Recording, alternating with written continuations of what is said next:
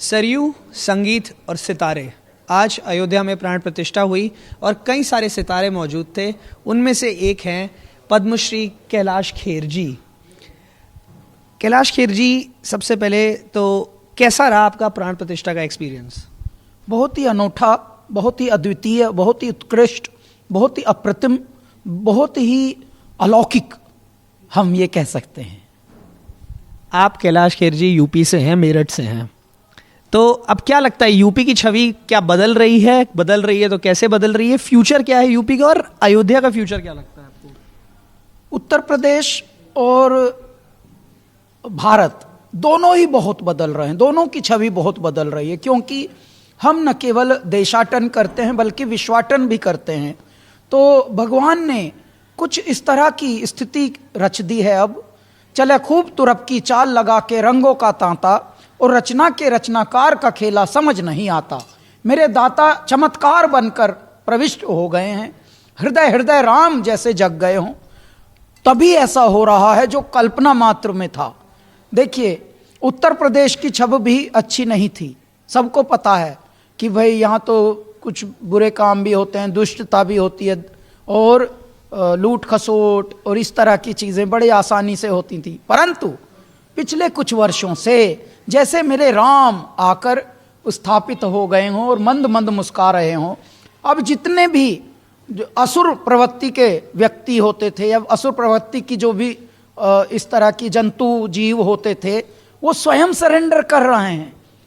अनहत के सुन गाजे बाजे, देव असुर एक पांव पे नाचे, भस्म रमा के बहुरूपी शिव गुणकारा, हर हर शिव शंभु जय जय केदारा। मेरे दाता ने कुछ ऐसी तीसरी आंख खोली हुई है कुछ वर्षों से कि यूपी के भी और बाकी जगह के भी जितने भी विकृत मानसिकता के लोग, जिनको हम हीनियस क्रिमिनल कहें या बदमाश कहें या गुंडे कहें, तो कई तो बेचारे खुदा सरेंडर कर रहे हैं जा जाकर, और कईयों को परमात्मा के दंड ऐसा चल रहा है अब कि कईयों का तो बहुत ही स्थिति खराब है। आज की बात करें अगर कैलाश जी, तो आपने मंदिर देखा, मंदिर कैसा था? प्राण प्रतिष्ठा आपको कैसी लगी? और रामलला की मूर्ति कैसे लगी आपको? तो मूर्ति से प्रारंभ करते हैं। रामलला की मूर्ति जैसे ही पहले स्क्रीन पे दिखी, हम जब प्रांगण में थे, जब प्राण प्रतिष्ठा चल रही थी, रिचुअल हो रहे थे, संस्कार मंत्रोच्चार के साथ संस्कार पोषित हो रहे थे, मेरी मूर्ति में प्राण अर्पित हो रहे थे, तो मैं जैसे मूर्ति की पहली झलक आई तो आंखें भीग आईं। क्यों भीग आईं? क्योंकि कल्पना में जब आपकी कोई मूर्ति बसी होती है, जब उसको आप मूर्त रूप में देखते हैं, तो ऐसा लगता है साक्षात मेरे दाता आ गए हैं सामने। क्यों? क्योंकि आस्था और भक्ति और प्रेम क्या होता है? आपकी कल्पना ही तो है। आप कल्पना में, इस अंग्रेजी में फैंटेसी बोलते हैं। देखिए, सबको तो सब कुछ मिलता नहीं इस पृथ्वी पर, लेकिन फैंटेसी में सब कुछ, हर इंसान बड़े स्वप्न देखता है और कोई ना कोई ऐसी अनोखी बात करता है मन में, कल्पनाओं में। जब कल्पना मूर्त रूप हो जाए तो कैसी बात हो जाती है। पहली झलक जब मेरे दाता की दिखी तो उस मूर्तिकार को भी धन्यवाद है, उस मूर्ति, उस शिल्पकार को भी नमन करते हैं जिनके भाग्य में मेरे दाता की रचना लिखी थी। ओहो हो। उसके बाद जैसे ही मूर्ति के जब साक्षात हमने दर्शन किए तो फिर तो बात ही अलग हो गई जीवन की। ओहो, मैं क्या बताऊं साहब, जब हमारे प्रधानमंत्री जी का जब संभाषण हुआ, उसके बाद सारे संत समाज को, महापुरुषों को एक एक करके अंदर गर्भगृह में दर्शन के लिए ले जाया गया, और उसके बाद हम भी गए। तो आज एक और चमत्कार मैं बताता हूं आपको क्या हुआ। अंदर जब गर्भगृह में गए तो बहुत भीड़ थी। अच्छा, बहुत भीड़ होती ही है, भारत तो भीड़ ही है। और भारत क्या, मेरे देवता, मेरे भगवान भी भीड़ रूप में ही आते हैं। कभी कभी कभी प्रकट हो जाते पर्वत के वेश में, और कभी दिगंबर और भयावह रूप में। तो कभी मेरे दाता किस रूप में आ जाते हैं, कभी कैसे। तो वो हुआ।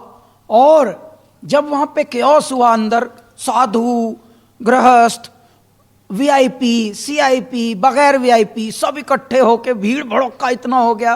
तो हम और सोनू निगम जी हम लोगों के साथ कमांडो थे, लेकिन कमांडो भी बेचारे भीड़ में पीसने लगे। अच्छा, किसी को कष्ट दे नहीं सकते, धमकी वहां दी नहीं जा सकती, तो हम लोगों ने ये निर्णय लिया कि चलो बाद में कर लेंगे दर्शन, क्योंकि भगवान तो स्थापित हो ही गए हैं, मतलब अब तो आ गए हैं मेरे दाता, अब तो कभी भी आके आराम से देख लेंगे।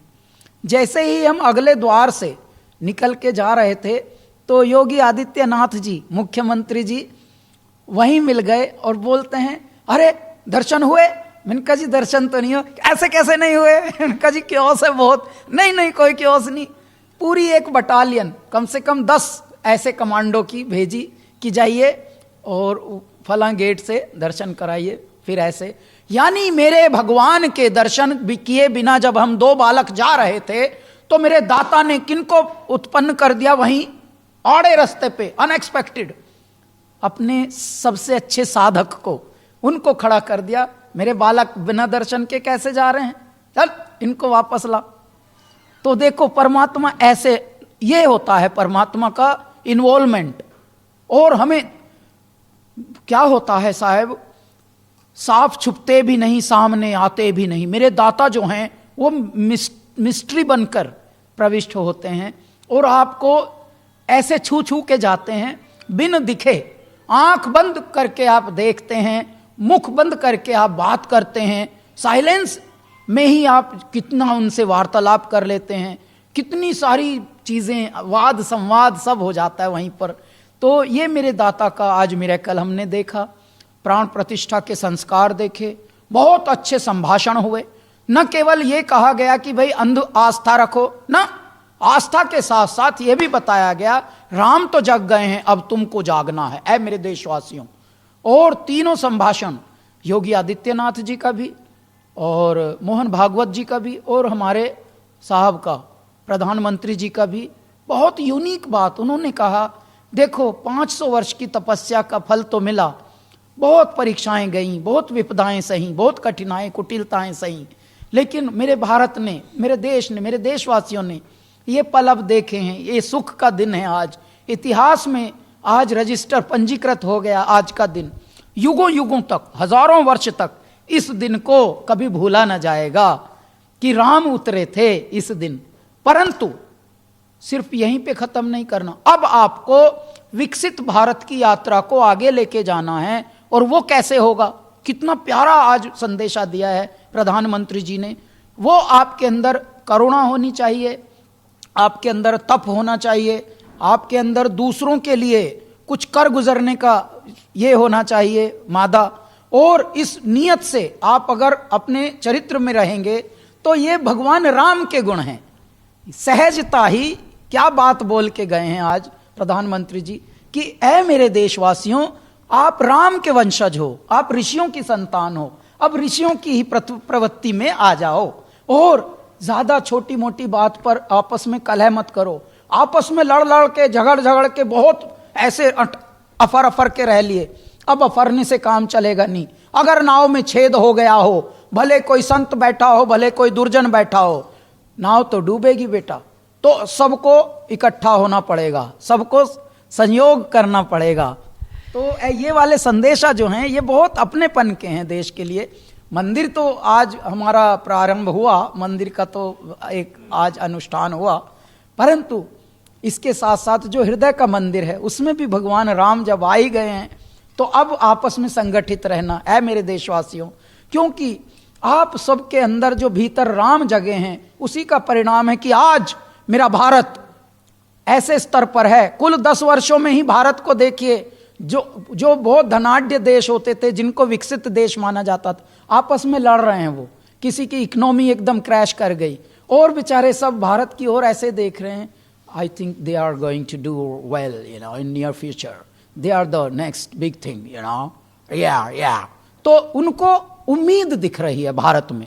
कैलाश जी, भारत में उम्मीद दिख रही है, भारत की तरक्की होगी हो ही रही है, मगर सवाल अब आता है एक चीज ये, सिंस आप बॉलीवुड में हैं, तो क्या बॉलीवुड और अयोध्या, अब उसका कुछ कनेक्शन बैठ सकता है आगे? कोई फ्यूचर में हमको बॉलीवुड में अयोध्या देखने मिले, या फिर कोई ऐसी पिक्चरें बने जो रामायण या और किसी उसको हम लोग डिपिक्ट करें बॉलीवुड के अंदर? जी, फिल्मों में बहुत अच्छी चीजें होती आई हैं, हो भी रही हैं अभी भी।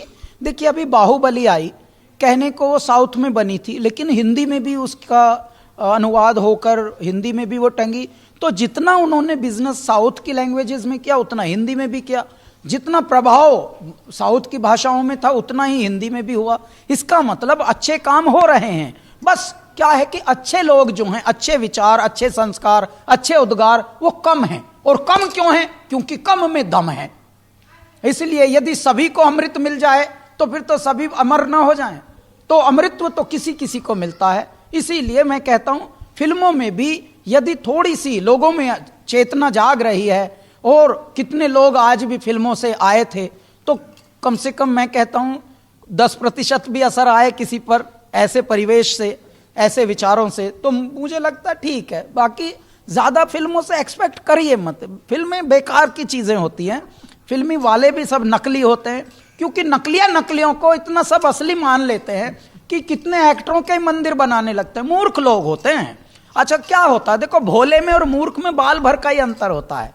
तो कुछ भोले होते हैं जो परमात्मा में समर्पित होते हैं, वो अपने में रहते हैं, लेकिन उन्हीं के बाजू में खड़े होते हैं मूर्ख, एक नंबर पैदल यहां से। उनकी वजह से समाज, संसार, देश, समाज और देश की स्थिति घटिया हो जाती है। अच्छा, वो दिखते मनुष्यों ही जैसे हैं, लेकिन वो कभी कभी हो सकता अपनी योनि भुगत रहे हो लकड़बग्गे की, कबर बिज्जू की, नेवले की, सियार की, सांप की। सांप भी वो जो बेचारे किसी करत के ना हो, तो अपनी अपनी योनियों में हैं। लग वो ऐसे रहे हैं कि सबके पिंजड़े जैसे ओ मनुष्य ही हैं ये ना, ऐसा नहीं, हम नहीं मानते। तो इसलिए फिल्मों का हम जैसे मनुष्य से तो फिल्मों की बात करो ही मत ज्यादा। भले हम फिल्मों में रहते हो, लेकिन हम संतों से निकले, महात्माओं से निकले हैं। हमारा जीवन शैली अलग है। हम तपस्वी जीवन जीते हैं, योगी जीवन जीते हैं, और उस जीवन को हम इसलिए सार्थक मानते हैं क्योंकि तूने सारा जन्म गंवा के अपना गात खो लिया, और गेहूं चावल का गल्ला तो बेईमानों ने ढो लिया। तू अगर मूर्ख रहेगा तो कोई और होशियार आके तुझे ही गुलाम बना लेगा। हमारे देश का क्या हाल हुआ? पिछले 1000 वर्ष को अगर आप देखें तो देश सिर्फ गुलाम बना रहा। पिछले 1000 वर्ष से पहले का भारत अगर देखें तो किसी के बाप में दम था क्या कि गुलाम? तो क्या, मेरा भारत सबसे ज्यादा समृद्ध था। आज भी साहेब एक बाली यात्रा होती है, बाली यात्रा महानदी से, कटक से लेकर और बाली तक इंडोनेशिया के जाती थी। अब तो वो बातें ही रह गई, अब तो सेलिब्रेशन ही रह गए। कैलाश जी, जितने अलग आपके अल्फाज हैं उतना ही अलग आपका अंदाज भी है। तो एक बस कुछ चंद लाइनों में अपने अंदाज से अगर आप जाहिर कर दें अपनी फीलिंग। अज मैं तो राम ही राम भजूरी मेरे राम, राम ही पार लगावेंगे। और जल थल गगन मंडल में राम, राम ही पार लगावेंगे। और आज ही हमारा नया गाना रिलीज हुआ है। पिछले 7 दिन से 11:11 पर हर दिन एक भक्ति गीत, एक मेरा राम का संकीर्तन कैलासा रिकॉर्ड की ओर से हम रिलीज कर रहे हैं। आज का 7वां था, और आज जो रिलीज हुआ है वो ये है, आज आए मोरे द्वार पालनहार, आज आए मोरे द्वार पालनहार, मोरी नैया लगावन पार, आज आए मोरे।